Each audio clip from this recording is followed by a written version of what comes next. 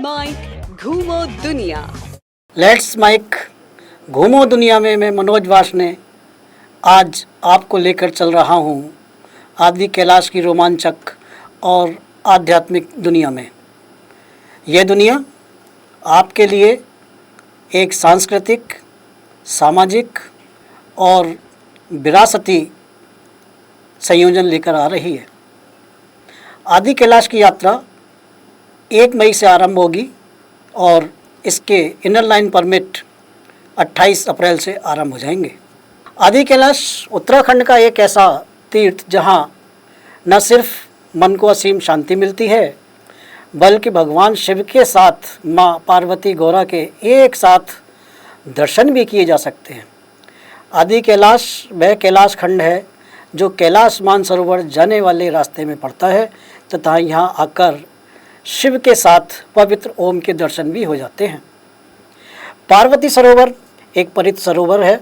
यहाँ माँ पार्वती के दर्शन हो जाते हैं और उनकी हम पूजा भी कर सकते हैं। गौरीकुंड भी इसी पार्वती सरोवर से थोड़ा सा आगे स्थित है।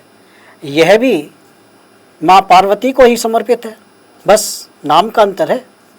कहते हैं कि पार्वती सरोवर गौरीकुंड के जल का आचमन ही हमें संसार के तमाम दुखों से मुक्ति दिलाता है। गौरीकुंड दुनिया की सबसे ऊंची झील तो है ही, उसे उस स्थान के लिए भी पूजित किया जाता है जहां पर माता पार्वती ने अपने पुत्र गणेश को प्राप्त किया था। थोड़ी सी ट्रैकिंग, उसके बाद आप शिव के साथ माता पार्वती, माता गौरा, पर्वतराज हिमालय और कैलाश पर्वत के साथ एक साथ जब दर्शन करते हैं तो ऐसा लगता है जैसे शिव साक्षात अपने परिवार के साथ आशीर्वाद दे रहे हैं। मान्यता है कि यहाँ पर शिव ने इस शिखर पर ध्यान योग किया था। शिवधाम पूरे भारत में फैले हैं। पंच केदार हैं, केदारनाथ, तुंगनाथ, रुद्रनाथ, मध्य महेश्वर तथा कल्पेश्वर। तो पंच कैलाश हैं, आदि कैलाश, कैलाश मानसरोवर, मणिमहेश, श्रीखंड महादेव तथा किन्नर कैलाश। माना जाता है कि यह भगवान शिव का सांसारिक निवास स्थान है। यहाँ पर वह अपनी पत्नी देवी पार्वती के साथ निवास करते हैं। आदि कैलाश जाने के लिए 3 रास्ते हैं। आप किसी भी रास्ते से जाइए। आपकी मुख्य यात्रा धारचूला से ही आरंभ होती है। धारचूला आदि कैलाश यात्रा का आधार केंद्र भी है। यात्रा आरंभ करने से पहले जागृत धाम जागेश्वर जाना जरूर होता है। कुमायूं विकास मंडल निगम और स्थानीय सरकार आदि कैलाश की तिथियां घोषित करती है जो मई के आरंभ से लेकर जून तक और फिर बरसात के बाद सितंबर से नवंबर तक की हो सकती हैं। पार्वती सरोवर 14,763 फीट की ऊंचाई पर और आदि कैलाश 19,500 फीट की ऊंचाई पर है। ऐसी स्थिति में आपको पैदल चलने की आदत नहीं है, आपको अस्थमा है या जल्दी जल्दी जुकाम हो जाता है, सांस फूलती है, पहाड़ पर चढ़ते ही सिर दर्द सताता है, घुमावदार रास्ते पर उल्टी होती है, तो बेहतर है इसके लिए आप पहले से ही तैयार हो जाएं। जब आप तैयार हो जाएं तो आपकी यात्रा शुरू हो जाती है। आप यात्रा के मुख्य पड़ाव धारचूला पर पहुंचते हैं तो वहां आपकी सांसें मौसम के अनुरूप होने के लिए तैयार होती हैं। गर्मी से ठंडे और ठंडे से गर्मी मौसम में रहने को आपका शरीर तैयार होने लगता है और फिर आपको भी जल्दी जल्दी ठंडे गर्म की आदत डालनी होती है। फिर उसके बाद तो हिचकोली खाती ऊपर नीचे होती सड़क आपको कहती है अब सफ़र और सुहाना हो रहा है। लेकिन आपकी परीक्षा भी तो इसी धारचूला के अंत में काली नदी के पास शुरू होती है जो अपने पूरे वेग से बहती है और आपको ले जाती है 2 देशों में। इस पार है भारत तो उस पार है नेपाल। इधर धारचूला तो उधर धारचूला। यहाँ पर नदी 2 देशों को मिलाती है, 2 संस्कृतियों को मिलाती है। और बस अपना आधार कार्ड दिखाइए, अधिकतम 20,000 रुपये जेब में रखिए और अंधेरा होने से पहले अपनी धरती पर वापस आ जाइए।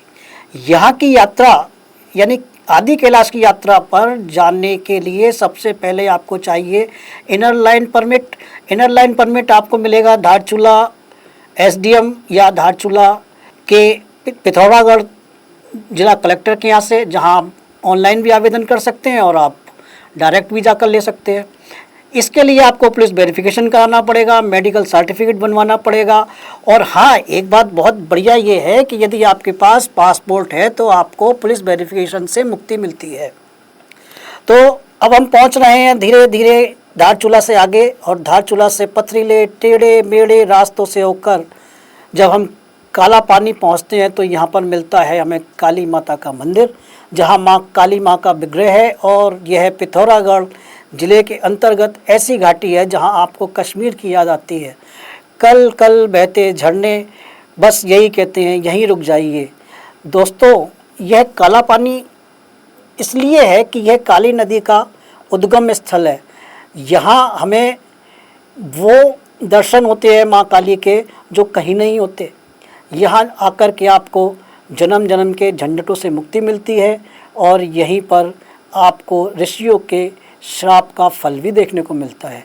अब हम पहुँच चुके हैं मित्रों काला पानी, और इससे पहले हम घूम कर आए थे जागेश्वर धाम। जी हाँ, जागेश्वर धाम वही है जो 12 ज्योतिर्लिंग में तो नहीं आता, लेकिन कहते हैं कि यह ज्योतिर्लिंग है। यहाँ भगवान शिव के 2 रूप में दर्शन होते हैं, एक जागेश्वर के रूप में, दूसरे दंडेश्वर के रूप में। जागेश्वर जो है वो जागृत हैं और दंडेश्वर जो हैं वो दंडित हैं। दोनों जगह एक सिमिलरिटी है, दोनों जगह कुबेर के मंदिर हैं जहाँ आप कुबेर देवता की पूजा कर सकते हैं। वैसे जागेश्वर में माता दुर्गा की पूजा करिए, हनुमान जी की पूजा करिए, कुबेर जी की पूजा करिए, महामृत्युंजय की पूजा करिए, कुछ भी करिए, लेकिन शिव की पूजा है वहाँ सबसे ज़्यादा महत्वपूर्ण होती है और ये वहाँ आपका इंतज़ार करती है।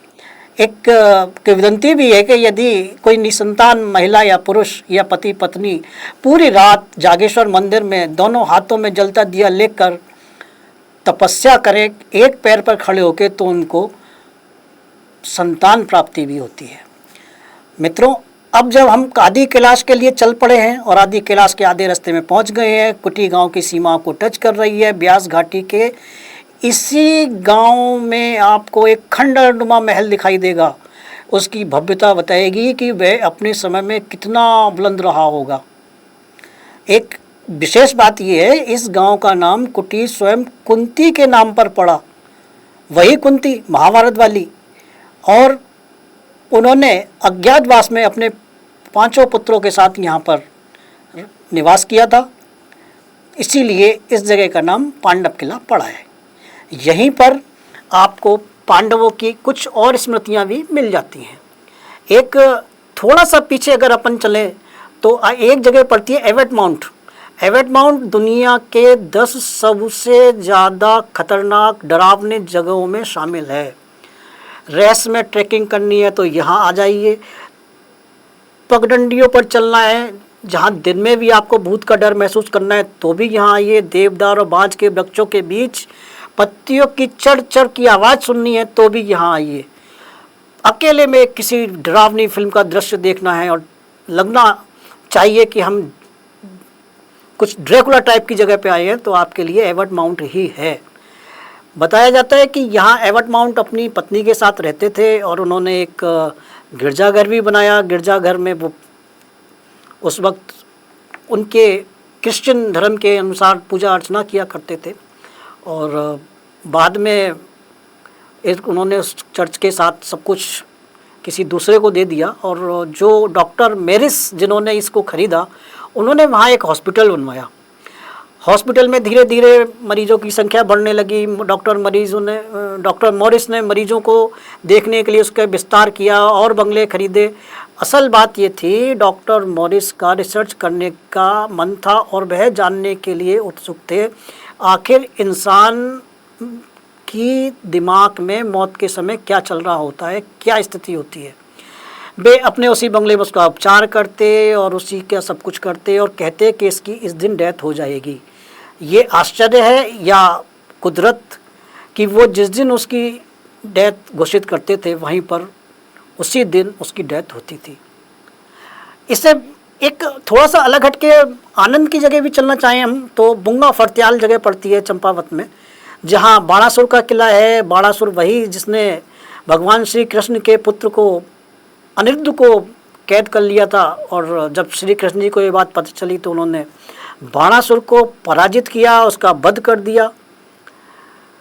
बाणासुर का किला चंपावत के लोहागढ़ क्षेत्र से 8 किलोमीटर दूर कर्ण करायत में है, समुद्र तल से 6000 फीट की ऊंचाई पर बने इस किले में अब सिर्फ अवशेष हैं। इस समय 90 मीटर लंबा और 28 मीटर चौड़ा इसका खंडरनुमा भवन बचा है। किले में आने के लिए आपको 1 किलोमीटर तो चढ़ाई करनी ही पड़ेगी। यूं यह किला बुंगा फरत्याल में कहीं से भी देख सकते हैं। किले के सामने ही एक सैकड़ों वर्षों पुराना शिव मंदिर है। इस शिव मंदिर में स्वयंभू शिव की मूर्ति है और वह मूर्ति एक मानव के रूप में लगी है। आप उसको देखेंगे तो आपको लगेगा कि ये हम किसकी मूर्ति देख रहे हैं। खैर, अब अगर हम इन सब चीज़ों को दर्शन कर चुके हैं और हमारा विदेश के प्रति थोड़ा सा मोह है, तो हम मोस्टामानू क्यों ना चलें पिथौरागढ़ में। आदि कैलाश के रास्ते में पिथौरागढ़ में जब मोस्टामानू पड़ता है तो आप चाहे लौटते पे जाएं चाहे आते पे जाएं, कभी भी जाएं, मोस्टामानू ज़रूर जाएं। मोस्टामानू एक ऐसा स्थान था जो बहुत खूबसूरत स्थान था और यहाँ मुस्त मानव नाम के एक संत नेपाल से आए। उन्होंने देखा कि ये मंदिर यहाँ छोटा मोटा है। उन्होंने वहाँ बाबा भोलेनाथ की पूजा अर्चना की और एक मंदिर की स्थापना की। उसके नाम पे ये मोस्ट मानव करके फिर धीरे धीरे मोस्ट मानव के नाम से प्रसिद्ध हुआ। और आज इस मंदिर की प्रतिष्ठा पूरे दुनिया में है और लोग यहाँ आते हैं, देखते हैं। और बाकी आप आना चाहें तो गंगोली हाट की गुफाएं हैं, शिव की गुफाएं हैं, वहाँ आकर के भी आप शिव को प्राप्त कर सकते हैं। तो मित्रों, ये है हमारी आदि कैलाश की दुनिया, जहाँ हमको ओम पर्वत के भी दर्शन होते हैं, आदि कैलाश के भी दर्शन होते हैं और रास्ते में हमको बहुत सारे ऐसे स्थान मिलते हैं जहाँ हम जाकर खुद को धन्य समझते हैं। आप यहाँ कसार देवी के दर्शन कर सकते हैं, आप यहाँ बाबा नीम करोड़ी के दर्शन कर सकते हैं और लौटते पर आप माँ पुन्नागिरी के दर्शन भी टनकपुर में कर सकते हैं। नमस्कार। आप सुन रहे थे let's mic more than radio. Follow कीजिए हमें हमारे सोशल मीडिया प्लेटफॉर्म्स पर। It's time for news. It's time for more than radio. Presenting the first radio news app, Let's Mic. Let's Mic, a news-based app on your phone where you get to watch and listen news, talk shows, interviews, radio show podcasts. On Let's Mic, you get all relevant information of TV, print, radio, podcast, and digital. Let's Mic talks about every segment of life.